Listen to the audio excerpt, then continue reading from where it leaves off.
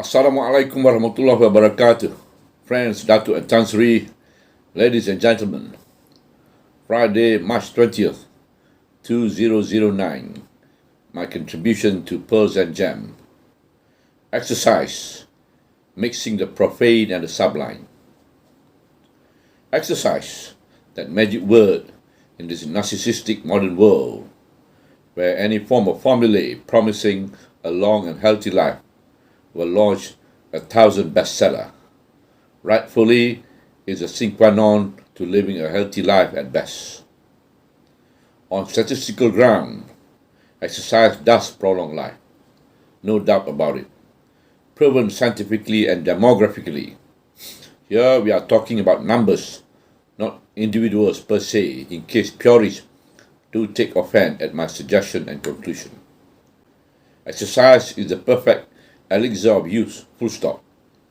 One of the common denominators of the long-living octogenarian from Okinawa, the Hunzas of northern Pakistan, the Wilkambe people of Ecuador, and the Abkhazian in Central Caucasus, Georgia, is continuous physical activity throughout their childhood and adult life.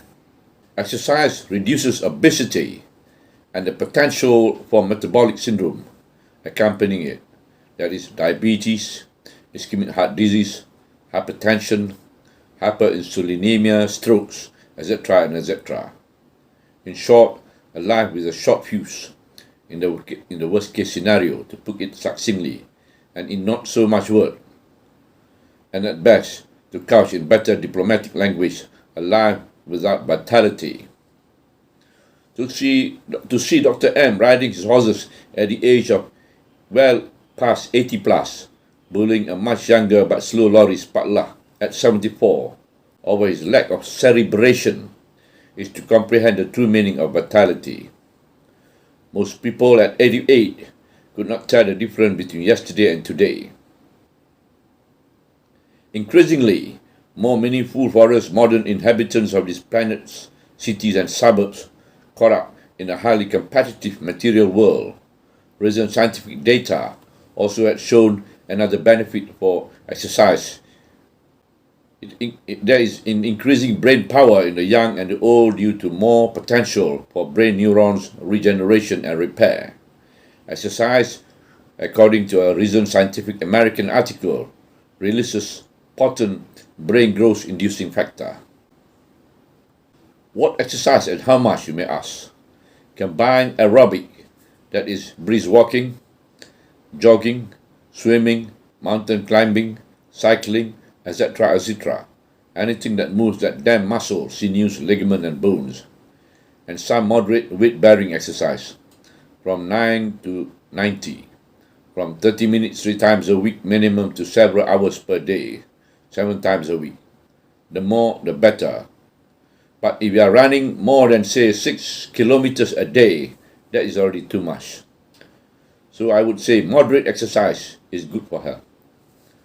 Exercise, though, is always hard work. It is hard work, and keeping up to a regime day in and day out can be difficult for most people. Not many can be as disciplined as my friend, for example, a CEO of an IPP company who exercise daily. Think nothing of cycling from Putrajaya to PD and back on a weekend, or compete in an Ironman competition in, say, 24 hours at the young age of 52. How to keep the boredom away and be able to keep going day in and days and months, doing it on a regular and sustainable basis, and at the same time enjoy it. This is what I want to discuss today. Most would exercise while listening to their favorite orchestra on their iPods. Others do the mental sums and problem solving, while some do mental yoga. My favorite possibility of delaying death and delaying that inevitable interview in the kufur existence, inshallah, on this planet Earth, more enjoyment, more big muscle, and more good look, which are still profane factors. And lastly, but definitely not the least, a better, vibrant sex life, which is still part of the profane.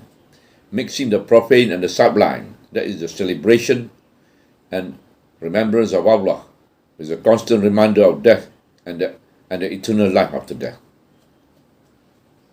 That is my favorite hobby, mixing the profane and the sublime.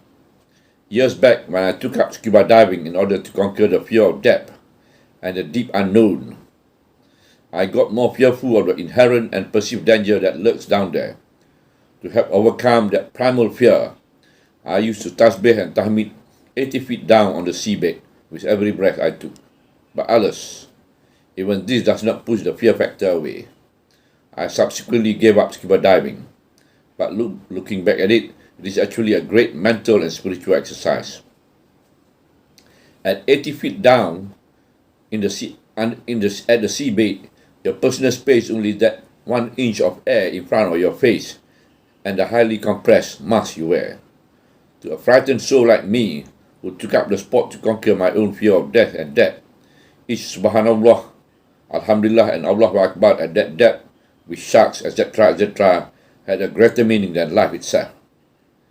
That made me comprehend the Sufic expression that life is nothing more than infinite numbers of measured breath, and the fragility of life is just that, one breath at a time. Nonetheless, the sea was too much for me, and I finally freaked out and gave up the experiment and sport. I found to my dismay I had to pray hajat longer and longer the nights on diving strip, while my diving buddies slept like logs left, right and center. On a desolated beach somewhere, that itself was mind-bending and torture. So much for trying to conquer fear. I chose equestrian instead at a ripe young age of 45, doing endurance riding, riding competitive rides between 80 to 160 kilometers in one day. For my first international competitive ride at Dubai World Endurance Championship involved a selection ride over 120 kilometers in 1998, done at UPM ground, involving going round and round the farms over 25 times from 5 p.m. on Saturday to 12 noon the next day. A total of 17 hours riding time, with some short rest in between. Mind over matter. Allah has 99 names and attributes, one name for each kilometer, and the rest covered by repeating short surah. In the World Equestrian Games in Harrow, Spain in 2003, 160 kilometers of hills and dales in heavy rain, soggy ground and lightnings all round. I applied the same formula. No surah this time, but just Asma al-Husna. But I ran out of Asma al-Husna at the 100 kilometer. Therefore, I was concentrating on Ya Mutakabbir for too long. My horse, Floyd, died of exhaustion 10 kilometers from the end without showing signs of exhaustion on the onboard heart rate monitor. I wonder whether more Ya Rahman or Ya Rahim could have made a difference. Allahu Alam. Exercise, among other things, activate the endorphin cascade at the neuronal level in the brain, giving the person a sense of euphoria and decreased pain sensation. That is only the profane part. The sublime connection, I don't know what it does exactly, but why not? A friend with some Sufic leaning the other day asked me a simple question as to why we give salam all the time at the conclusion of our formal prayer. I could not give a decent answer to him. According to my friend, it is for that two chaps on our left and right, he said. Connection between the profane and the sublime. Very plausible answers from these Sufi people you tend to get over any issues of life. Plausible indeed. The two chaps, they connect our every thoughts and action and intentions to people of the higher plane. In your salat, you are supposed to be in a different plane. You are on your personal mi'raj. When you come back to this dunya, you say salam to your two companions on the left and right, who temporarily have to leave your presence, in the presence of a much higher being, so to speak. The people of the higher plane, through a complex system of vetting and revetting, connects to him, the one and only. The humoral neuronal cascade from lower down interacting with people of the higher plane. Why not? Non-Sufi mere mortals like you and me call this barakah. No venture, no gain. Try it for size. Yes, my friend, do try mixing the profane with the sublime, occasionally during your mundane exercise, and you'll be able to do more and more, and enjoy it at the same time. In fact, you'll be more addicted to exercise. Mere mortal like you and me, we are not blessed to be in continuous remembrance of Him.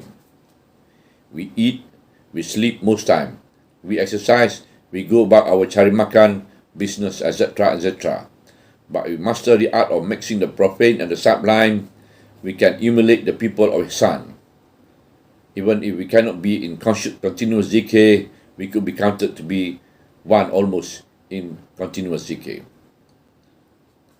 In the present day, with 6 screws in my spine between L2 and L5, I no longer rides, but I swims about 1 kilometer 3 times a week. While swimming, I do zikr. Ladies and gentlemen, you yourself can try that in your daily life, mixing the profane and the sublime, and you will enjoy your exercise more, inshallah. Till we meet again.